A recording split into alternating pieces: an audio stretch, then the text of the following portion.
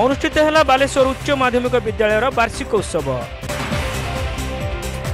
बालेश्वर सहर शुभारंभपुर स्थित बालेश्वर उच्च माध्यमिक विद्यालय वार्षिक उत्सव अनुष्ठित हो जाएगी। विद्यालय अध्यक्ष अन्नदा प्रसाद जेना एथिरे सभापतित्व करने सहित वार्षिक विवरणी उपस्थापन करथिले।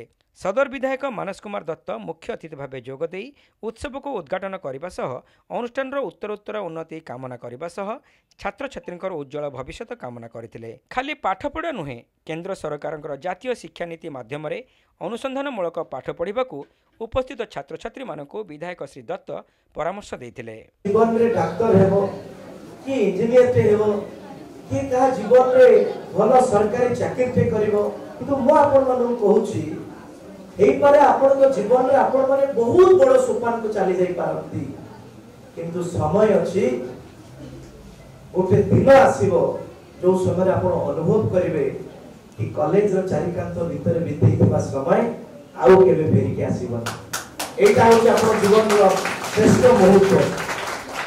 ये जीवन को आपन माने मु आपन मानु केवल गोटे डायरेक्शन बा गोटे सजेशन देबी श्रृंखला जेति की जरूरी आपन को मनोभाव रे पूरा आजादी सहित आपन को कॉलेज लाइफ को एंजॉय करबा मध्ये सेति की जरूरी। तनो आपन माने कॉलेज लाइफ रे एमिति नाही कि इनडिसिप्लिन ही जिवे पूरा श्रृंखलार सहित कॉलेज लाइफ को पूरा कौतूहल दृष्टिकोण रो आपण माने कॉलेज लाइफ को अतिबाहित करंतु।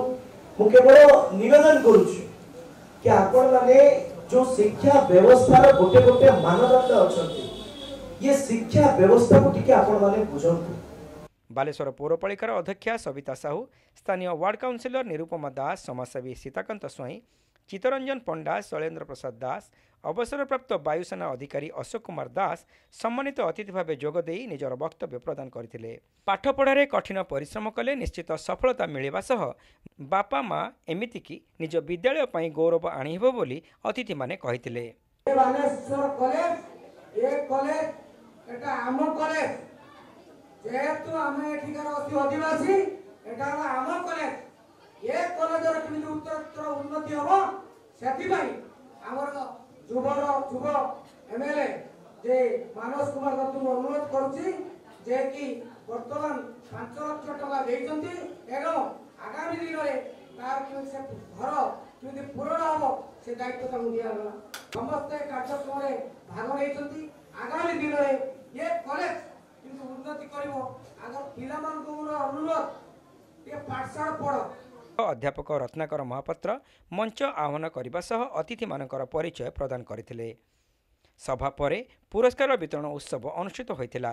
इंग्राजी विभागर वरिष्ठ अध्यापक ब्रजकिशोर मल्लिक शेष में समस्त को धन्यवाद अर्पण करथिले। शेष में छात्र छात्री मानक द्वारा नाटक मंचस्थ होइथिला। एही अवसर में द्वितीय वर्षर छात्र छात्री मानक विदायकालीन संबर्धना प्रदान कर जाइथिला। डॉक्टर वंदना बारिक, इतिहास विभागर अध्यापक घनश्याम गिरी, राजकिशोर भोई, ओडिया विभागर अध्यापिका बनिता मिश्र समेत समस्त अध्यापक अध्यापिका एवं कर्मचारी माने कार्यक्रम को परिचालना करथिले।